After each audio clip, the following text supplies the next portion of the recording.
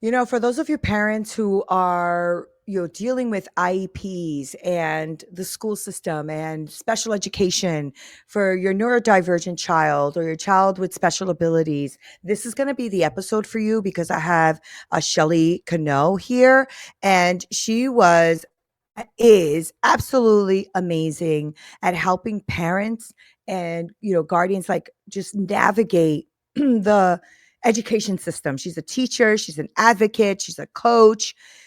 And it was such a great conversation because I have a beautiful grandson who has autism and nonverbal. And then I have a son who has ADHD. I myself have a bit of ADHD. And so this was really a great, true, thoughtful, real, raw conversation about the challenges and how we can overcome these challenges and really get the services and things that we need for our child and for teachers to understand how to run a really great IEP so that everybody's on the same page. You're going to love this conversation. Here we go.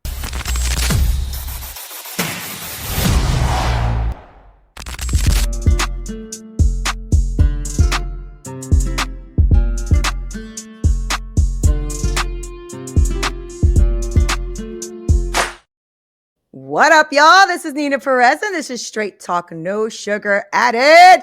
Thank you guys so much for being here. I'm having such a good time. I love meeting amazing human beings, and I have one for you today. So if you're somebody who is really into learning more about IEPs, loves teachers, all that kind of stuff, I have Shelley Cano here. She's a Christian special education consultant, teacher, best-selling author, master IEP coach, and the host of hashtag No Limits podcast.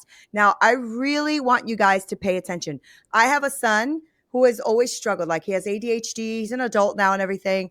I myself have ADHD, and I also work with people that have these amazing special abilities, right? And your host today, she has 30 plus years in special education. So I am super excited that she's here. Shelley has written and led thousands of IEPs and trained, teachers and parents and therapists and even court officials to see the abilities, not the disabilities in every student, right? So she even has a book. It's called Those Who Can't, right? Those who can't teach. Is that what it is? Those who can't Yes. teach? Yeah, those who Yes. can't teach. And it talks about embracing acceptance, inclusion, empathy. And while she has this amazing podcast that has over 200 plus podcast episodes, she really highlights people who have been, shattered by society's limits. So this is the conversation you want to listen to. So Shelley, welcome to Straight Talk. How are you? I'm doing wonderful. Thank you for having me. I'm excited for this conversation. So am I. I love human beings like you that are really just taking all of their skills, their talents, and everything that you have worked so hard in the last years creating and learning. But then you also don't keep that treasure to yourself, but want to help others, right? And I think that's Right. so freaking powerful because one of the things I'm a big advocate on is using all of your wisdom to create impact. Right. So tell us a little bit about you. I want to know a little bit more. So tell us, who is Shelley anyway? Who is Shelley? Well, as you said, I'm a Christian and I am a special education teacher. When I was 9 years old, I knew at that time I wanted to be a teacher, but I thought at that time I wanted to be a primary general education teacher. And all through the rest of my grade school years, that is where my mind stayed focused. But occasionally I would get this little thought, this little voice saying, you should teach special education. And I know I don't look it, but I was born in the 1900s. And I know. I heard somebody say that on Instagram and I wanted to punch them in the face. They're like, all of you who were born in the 1900s. I'm like, really? That's what we're doing now? Okay, go ahead. yeah, well, it's funny. But when I It started is. kindergarten was right around the same time that the special education law came into being. And so that with that law, it was that we now were educating people who learned differently, people who had the old term of mentally retarded, just everybody and anybody who had any kind of a different learning style. Yeah. And in my school, there was a few students like that, but I never saw them. They were kind of cordoned Yeah. off down a little hall in a Yes. tiny little room. And so I just got this impression that was erroneous about they must be very different from me. They must be limited in their abilities. They must not Yes. have, I would not have anything in common with them. And so every time I heard that voice, that was the thought that I had, was like, oh no, I can't go into special education. I'm not going to have high enough expectations. I'm not going to, it's just not a good fit. Go through high school, finish high school. And then I thought, I do want to be a teacher, but maybe I'm just not cut out for it. So I became a paraprofessional. In my state, I could do that right away. I had some Mhm. college credit hours, and it worked out. And I found out when I was being a paraprofessional that I absolutely did love being in the classroom, helping the students learn, helping those. And what I didn't realize was the students that I was assigned to help the most were the students who were going to be in special education. Interesting. And my husband and I met and married, and we moved overseas. And he was Air Force. And when we moved overseas, I was able to substitute because they have it set up different because we were on a military base, so I was able to substitute. So I started substituting, and the kids that I was drawn to the most were the kids that I eventually found out would be in special education. Our final year overseas, I became a paraprofessional for 5 students in kindergarten who were special education Oh, students. wow. That's awesome. And 2 out of those 5 had the biggest behaviors that I had ever seen. And this whole journey is spelled out even more explicitly in the first chapter of my book.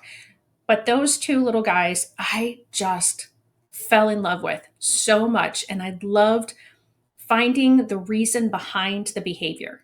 I believe Mhm, very mhm, much that mhm, behavior is communication. And so I mhm. wanted to find out. And I was taught by fabulous people over there. They led me by such great examples. And so then we came back to the United States, and I said, okay, I get it. I'm going into special education. Oh, I And love from that. there, my passion has grown. My enthusiasm has grown. My knowledge, of course, has grown. And I just see things very differently now than I did when I was 9 years old. Yeah, it's so beautiful too. And you're right. I remember that because my youngest brother is has you needed special education. And he was also just in a room somewhere in the high school. I would only see him at lunch because we were Mhm. pretty close in age, so I would only see him at lunch, but he was in this special education room and I didn't understand it. As a kid, I Mhm. didn't understand it. I understood that he needed some special attention. I didn't understand why they were like in this one room next to the office, like where no other classrooms really were. Right. Um, and we've really come a long way, haven't we, Shelley? Thank God. We I have and have, we yeah, haven't. yeah, we haven't yet. Yeah, that's true, but we have since when I was a kid. And I Right. say that because I have a grandson right now who has autism, and he's nonverbal, but he's in a regular school and he plays with regular kids in regular, whatever regular means, right? But he plays Right. with kids that are not in special education outside in the playground and things like that. So Yeah. I find that fascinating and fantastic at the same time, and sometimes a little concerning because he is special education. So sometimes he gets a little bullied, right? So Right. we Yeah. got that. We're always going to have that dynamic. I don't think Right. that's ever Yeah. going to go away. Probably not. But right, probably probably not. But I love that you got that experience. And I always think that life does that. Like when you have something that's a gift, something that really is your gift that a lot of people don't really know how to do or really have articulated it in that way. I believe in God too. I'm a Christian, and I believe God will always direct your path. And sometimes we'll go left and right. He's like, "We're going to bring you back. Let's go back here. Yep. This is where I want you to go. Even if I Yep. have to fly your behind overseas, you're going to get Yep. this." I Yep. love that so much. Absolutely. I love that so much. So, I want to know, like, how did so now that you said that, because you made that comment, we are but we're not, right? So tell me Hmm. about some of the things that you have had your hands in where you've seen change. Like, how have you taken this on as your thing, right? Because I wish, like I said, when I was much younger, that I had someone helping me with my IEP. I didn't understand it. I was trying Right. to understand it, and I was trying to help my son to the best of my ability. And I think I didn't do as good as I should have, right? So I'm just wondering, what have you seen changes in, where have you seen, like your own experience of helping others in this area? Great question. So in so much of what I do as an IEP consultant or coach, I go into school districts and I provide professional development to the teachers. Okay. And so many of them are so open to hearing what I have to say. Mm, Whereas in the beginning of my teaching career, special education, as you said, even when I started teaching, it was still isolated. There yeah. was still, and to a degree, there are still those people who think that anyone who's found eligible for special education is somehow less than everyone Yeah. else. Yeah. That the accommodations and the modifications that they are receiving to help them access their general education makes their content easier. And so now I'm seeing so much more openness and Good. understanding of, oh, yeah, no, this doesn't make somebody less than. It just is different. And different isn't bad. We have in my opinion, a really wrong perceptive that if it's different, it's bad. And Yeah. that's completely not the case. And so seeing that openness from teachers, seeing the openness from society, where we are more accepting. We're still very far away Mm, from being good at it, but we are down the road from where we started. It's not that fight anymore for families to have their child educated amongst their same age peers, that's where good. again early on it was, what are you doing? Why are you bringing these kids in with my kids? They don't deserve an Right. education in Oof. the same way that my kids do, or they don't. Yeah. And I know you didn't ask me this question, but in my book, that's a lot of what the families talk about, is Good. that they basically, from the time they find out that their child has a diagnosis, or if they don't have a diagnosis of anything, and they get into school and then they find out that they're having some learning difficulties and then they're found eligible for special education, from that moment forward, they are always defending their child's rights. Their child's right to be alive, their child's right to be educated, their child's right to be happy, their child's right to be in society. That's right. And That's right. I'm hoping, and I think again, it's changed minusculely, but it is changing, because there are more companies that are hiring people who are neurodivergent. Yeah. There are more opportunities Yeah. for activities and fun things in our society for people who are different in their learning and in their abilities than other people. And so there have been those incremental changes. Mm-hmm. And I'm not part of the disability community in the sense that I have a disability.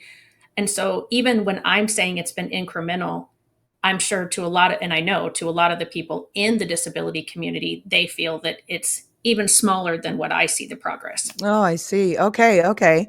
Okay, see, and me being someone who has had, these challenges in our family, Mhm. I saw it a little bit differently. I actually saw it as something that I've seen improve quite a bit. And maybe it's because of my own personal view and challenges, right? Because like I said, when I was a young mother, I was a very young mother.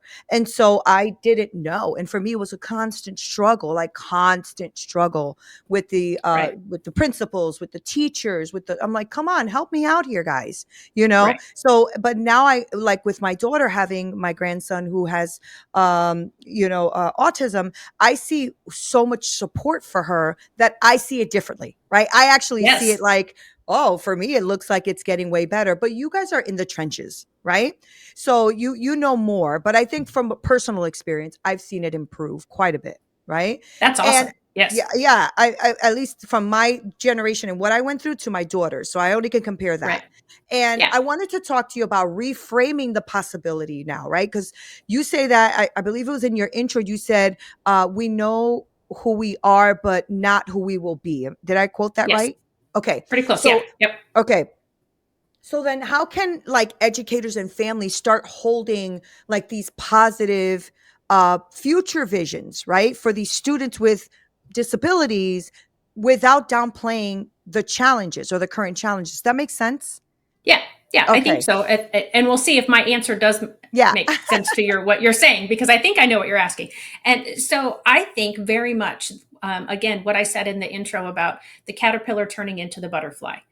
There is Mm, struggle there. The mhm. caterpillar dissolves into its cells, and just when it thinks its life is over, it reforms into the butterfly. But That's that's right. not enough. It still struggles and has to struggle to get out of the cocoon for its wings to soar and take it everywhere it's going to go. Right. Right. In our society, we have this um, idea now that any sort of suffering or struggle is bad, Yeah. and we are forgetting Yeah. that that grows character, that helps us develop, and it's not fun, but it's okay Yeah. to have struggles. And again, when you're struggling, you're just struggling. That doesn't mean that in some way, shape, or form you are less than the person next to you who That's isn't right. struggling in that moment in the same way. We all struggle with things, Yeah. but we have just developed this idea that, oh no, we can't be sick, we can't be unhappy, we can't have to work hard So to true. accomplish something. And Yeah. it's all just this, everybody should be happy and rainbows and unicorns all the time.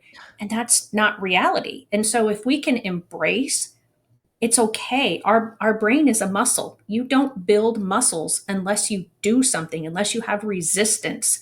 You have to have resistance of learning, and that's okay. Some Yeah. people, their resistance is very minute because learning comes very easily to them, and it's their brain is wired the way that we have taught teachers to teach. Right. But other people, their brain is wired differently than the traditional teacher is taught to teach. And so they just need to have it taught to them differently. In so many cases, I have seen that over and over and again. That's kind of the reason for it. I keep pointing behind me because the copy of the book is behind me. Oh, but I love um, that. the stories in the book, it's 9 different families that I interviewed, and every one of the families taught me something, which is the idea of the title, Those Who Can't Teach, because they have been Mm, told by society, by family members, by educators, by medical professionals, you won't walk, your child won't have a good life. They're just they're never gonna talk. It's all these negative things. And yet, as I knew these families before the interview processes, but absolutely for certain during the interview processes, I learned so much yeah, yeah. from each family and each individual, so they can teach us if we are willing to learn from them. And at the end of each of their chapters, I have like a final paragraph that says the things that I learned. And as a special educator, and these families I had known for anywhere from 1 year to 25, 30 years at this point, I still had no idea, Neena, Mhm, until mhm. I interviewed them and really sat down with them. And they were very honest and very raw about what was happening in their lives. I felt like at that point I had maybe a thimble full of knowledge. Hmm. And again, I learned so much. And for families to be told, you're never going to, you can't be, you won't, whatever negative thing it is, we need to switch that to say, you know what, it's going to be tough, you're Yeah. going to struggle, but you're going to become a butterfly at some point, Yeah. Yeah. and your Yeah. life is not going to look at all what you think it's going to look like. That is so true, right? And also, people who are neurodivergent, have some sort of special abilities, whatever. I also feel like not only do they become butterflies, but they also become masters at things. Mhm. And all of us have like this thing, this unique thing, or this way of doing something. So as you're talking, I'm thinking when we were doing the IEP for my son, right? Mhm. It was like, oh, he needs more time to, take the test. He needs more time to do this, more to whatever. Another teacher in the room, the whole thing, right? Whereas we're trying to fight for all these things. Right. And then, it's like, oh, he doesn't need an IEP. Like it was a constant back and forth. I'm like, yeah, he does. He does. Right. Right. And back, we're talking about 1980, no, 1994, right? 95, somewhere around there. Mhm. Also they weren't also very quick to diagnose him with ADHD, even though he had all the symptoms and then some, right? Right. Anyway, Yeah. I decided to educate myself as he started to get a bit older because it was becoming a big of challenge, even for me and his relationship, because we weren't on the same page. And I have a little ADHD as well, so it just wasn't working. But what I ended up doing was really encouraging him in the things that he loved, which was beats, music, stuff like now he is an engineer, runs his own company, has a couple of songs that are on the billboards and all that kind of stuff. Why? He focused in on what he's a master at, right? Mhm. And it took him a Yes. long time to get there. So I agree with you 1,000%. And I think, I wanted to talk to you too about that piece of how we can get everybody on board to help, right? Because I know that you do, you help a lot of families with IEPs. So I wanted to talk to you about. Yeah, I know you've written and led thousands of them. So first of all, can you break down to us what an IEP is, maybe for a parent who's listening and doesn't know, and then we'll dig into that a little bit. What is an IEP? Yeah, so the letters stand for Individualized Education Program or Plan, and it is the document that drives the specially designed instruction that a child needs that is found eligible for special education. Not everyone needs specially designed instruction, and if they just need accommodations and some maybe related services of occupational therapy or physical therapy, they can get something called a Section 504, and I had that that. covers that. The IEP is that specially designed instruction piece. And so then what that looks like is going to depend on your child's needs.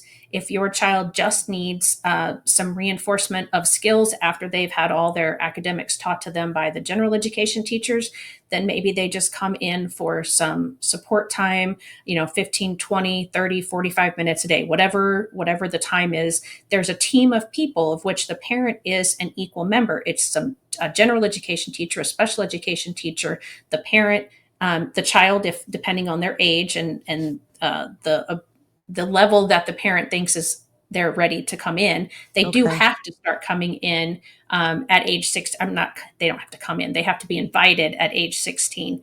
Um, and that's called transition. And we really want them at that point, like, okay, you're going to be done with school soon. How do we progress forward? And we want to definitely Okay. include you in this.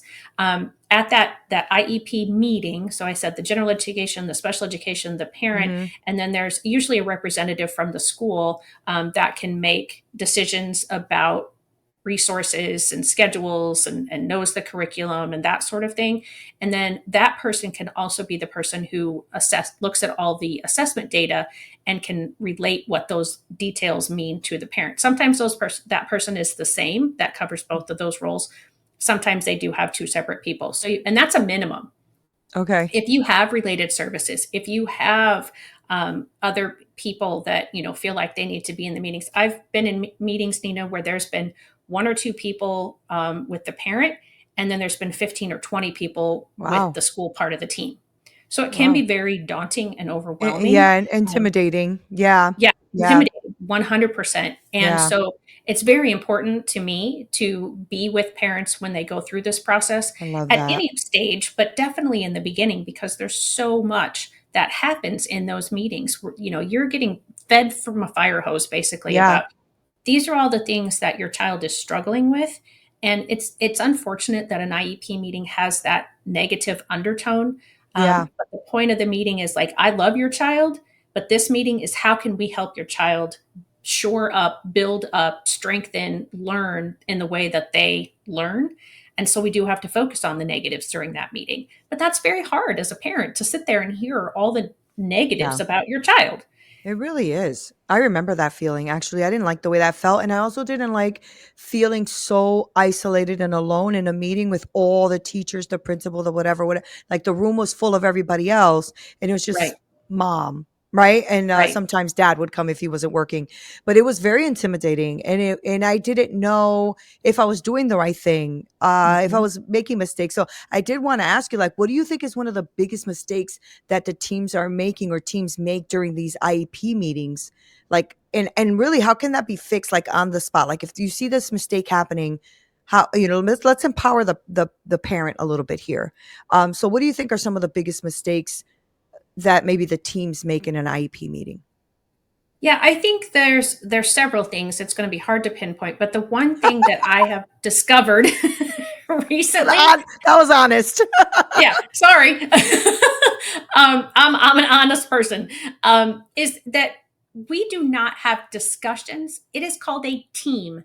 So when you have a team, you have discussions. But Yeah, what yeah, often yeah. happens is, and this has happened so many times when I've gone in as a coach, or another term for what I do is advocate.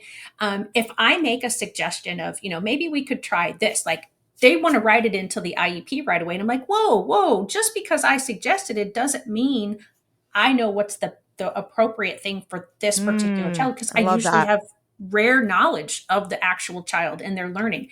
But as a master IEP coach, that's what I come in and do is I ask a lot of questions like, how else can we solve this conundrum that we're finding ourselves in? How else can we, provide resources if the school just doesn't have whatever resource we're asking for? Well, Right. what other ways can we do this? What other ways can we approach this? And it's so often where I'll be in these meetings and the occupational therapist gives their present levels and then their goals, and then the speech therapist, and then the physical therapist, and then the special ed teacher, and then the general ed teacher. And nobody collaborates with anybody else. Yeah. Nobody gives Yeah. feedback into the other person's. And it's only until the parent, or in my case, when I go, I say something about, well, how's that going to look? Yeah. How can we make this work? If it's an academic goal, can we work on that in OT or PT? If it's an OT or PT goal, can we work on that in the general education classroom or in the special education classroom? What does that look like?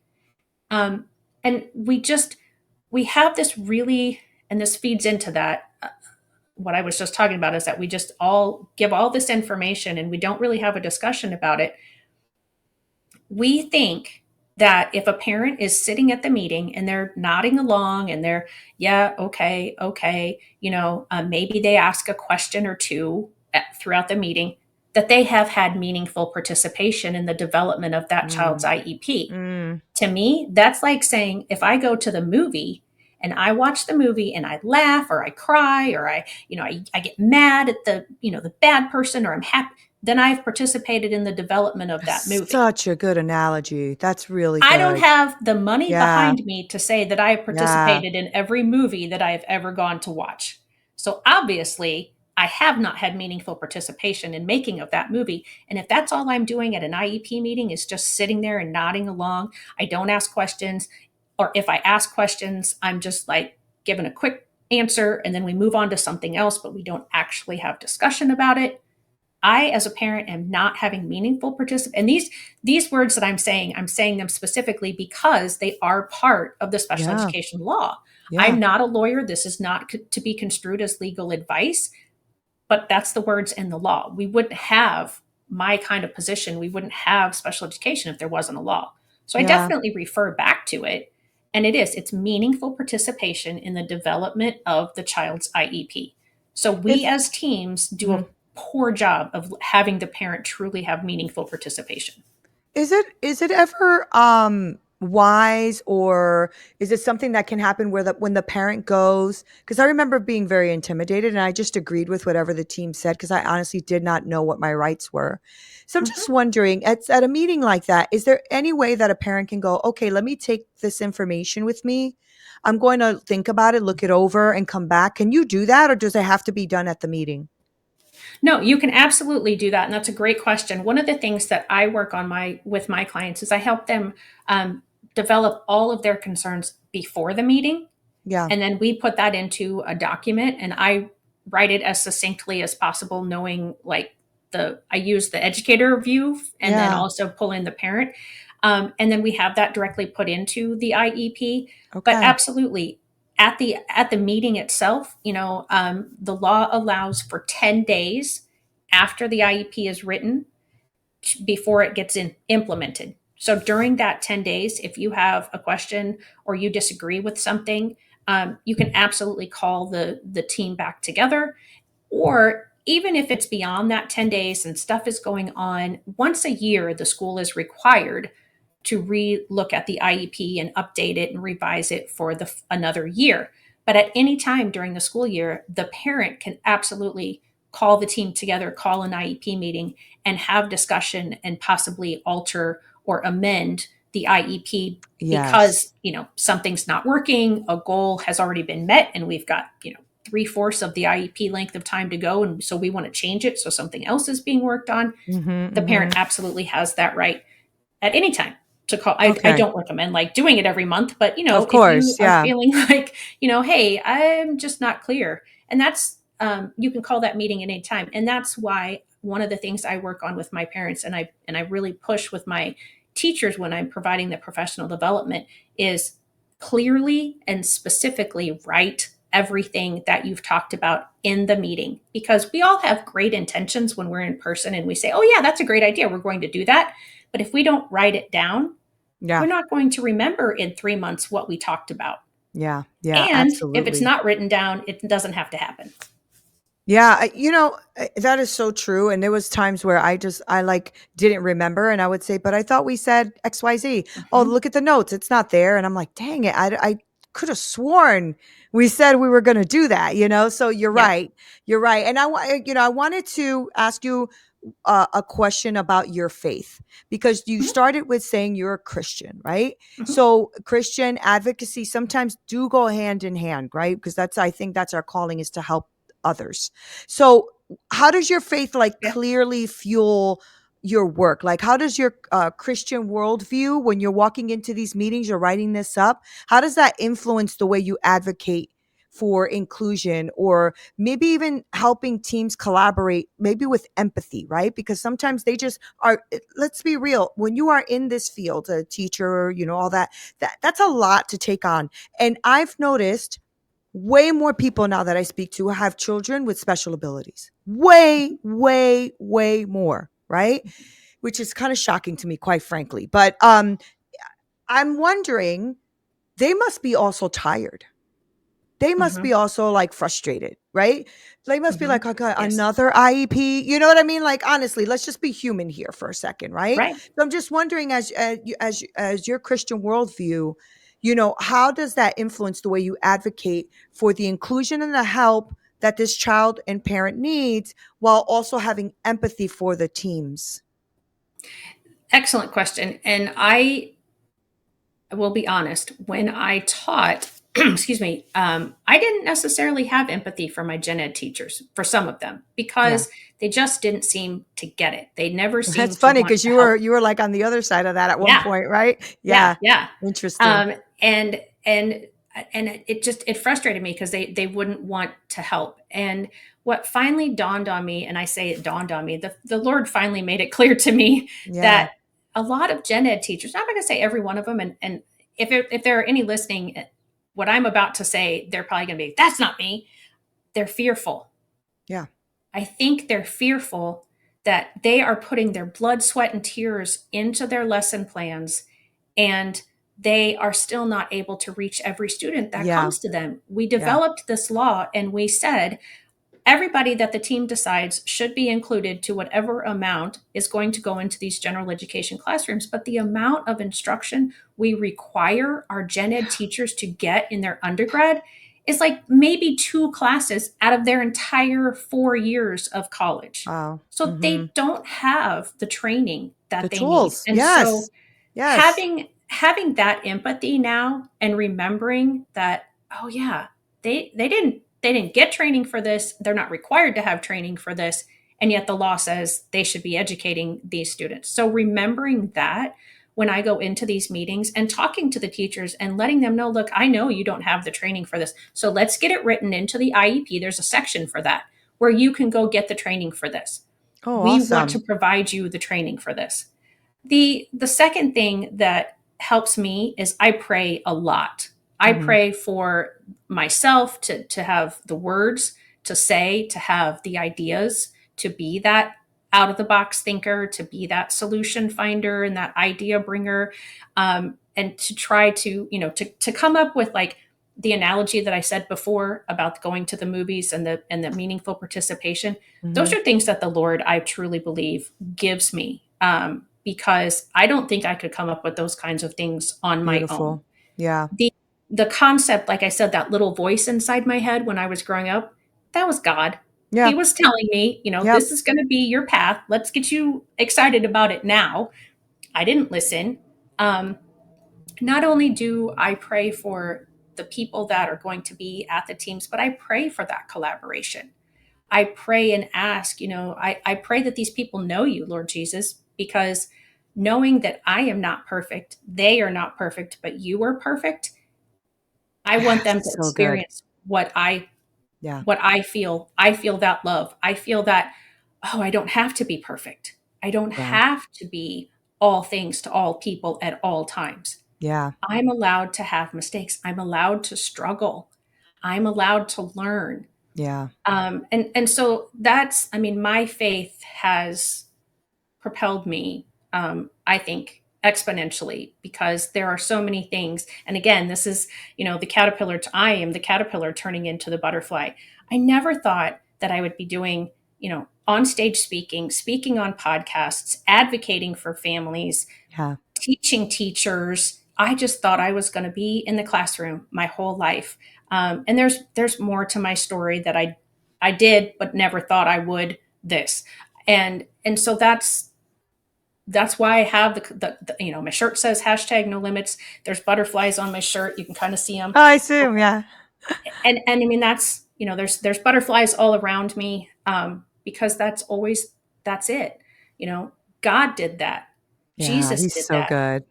He was the caterpillar. He literally did die. Yeah. And then Yeah. he Yeah. rose again and became that butterfly.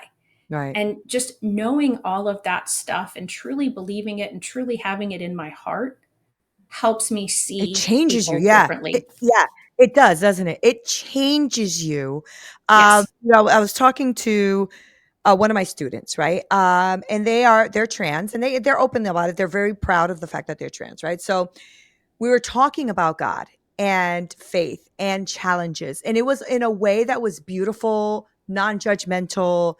They Hmm. were able to receive it for the first time without feeling like Yeah. I was another attacker, as they called it. At first I was Right. like, "Oh, this is gonna be tough for me," because they're Right. gonna think Yeah. I'm attacking them for my faith. But it ended up being a really beautiful, like a really, truly heart to heart, beautiful conversation. And I really believe God puts us in these situations to show us empathy and love and compassion and Mhm. patience and kindness where maybe others haven't. I always keep in mind, I think it was Gandhi who said, I would have been a Christian if it wasn't for the Christians that I knew. And it made me like, that's exactly what my reaction was like. Yeah. And I'm like, ah, okay. And then of course, right now I'm in the word. I'm really deep in the word right now. And I'm looking at where he was with tax collectors and prostitutes and all this stuff. And people are like, how Hmm. dare you be around them? And I'm like, I get it, God. I get it. I get it. It's love, it's empathy, it's compassion, Yeah. but also standing in truth, also not denying who you are.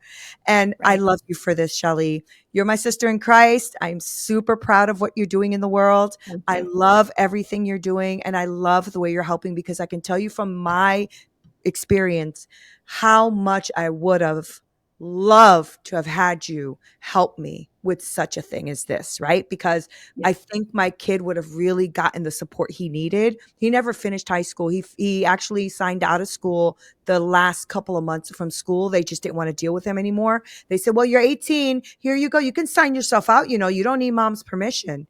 And he was like, "I Wow. don't?" They were like, "No, you don't. Absolutely. You're an adult." They never told me, never discussed it with me. And it was, I think it was like February, and he was due to graduate in June. So, Wow. yeah. So he signed Oh, himself that's out of school. It heartbreaking. was heartbreaking. It was horrible. And there was nothing I can do about it. It was the most horrendous feeling ever. But had I had a Shelley on my side, right? I would have been able to see the IEP, see what they were doing with him or not doing with him. You know what I Right. mean? Like I would have been able to see that, and I wasn't able to. So, Shelley, before I let you go, I need everyone to know how they can actually find an amazing coach advocate like you, how they can connect with you, just so that they don't go through what I went through. And at the same time, I'm thinking about my daughter as well. Like I'm going to talk to her and make sure that they're helping her with everything. Because if not, I'm going to connect her with you. So give us that information, because that's important. Yeah, thank you. Absolutely. The best and easiest way is through my email, which is my first name at my first and last name.com. So Shelley at shelleykino.com. And if you're writing that, make sure that you get my second E. Where is it at? Right there. Because it's that Shelley. EY. And Yeah. if you can't remember that, if you type in Shelley Kino, or you type in, something about butterflies and IEPs, it's probably going to propagate or populate, sorry, my information. My website is the same thing, shelleykino.com. And on And there your you can access an podcast. email. Yeah. Yeah. And my podcast is on, there's a link on my website, but you can hear my podcast, #NoLimits, all the same places that you're listening to Neena's. So Good. listen to Straight Talk, No Sugar Added, and #NoLimits back to back, and you'll be set, man. You'll have a Yeah. great day. Yeah. A really good day. And I'm going to make sure to tell my daughter that too, like, because she drives a lot back and forth to work. I'm just going to Uh-huh. give her the podcast and say, babe, listen to this every day, so she can start getting herself educated as well. Cause she's kind of lost sometimes in it too. Like, I don't know, Yeah. mom. And they said this, but I'm not sure. And I'm always trying to help her with that. But now we Yep. have Shelley. Now we have Shelley, y'all. Now we have Shelley. Thank you so much for being here. Honestly, beautiful conversation, beautiful human. And I'm just like so grateful to God that you are here doing what you do. I appreciate you. Thank you. Oh, thank Thank you you. very much. I appreciate you and being here as well. Thank you. Guys, I told you, right? I know. I love her too. So I'm going to make sure to put all of her information below. I will put, the website there for you, all of her, info that she gives me, all the links, all of that, because you know what? I know that a lot of you are either going through this or know somebody who is, because I'm telling you, it is for me, like every time maybe because I'm more acceptable or susceptible, I should say, to it because of my grandson and things like that. But I really want you guys to understand that it takes a lot of patience and love and empathy and heart to do this kind of work and to really help people, because they are humans too and deserve to have someone fight on their behalf if they can't. So make sure you pick up Shelley's book, make sure you listen to her podcast, and definitely make sure that you contact her. So thank you guys for being here. I love you more than you know. This is Neena Perez, Straight Talk, No Sugar Added. Until next time.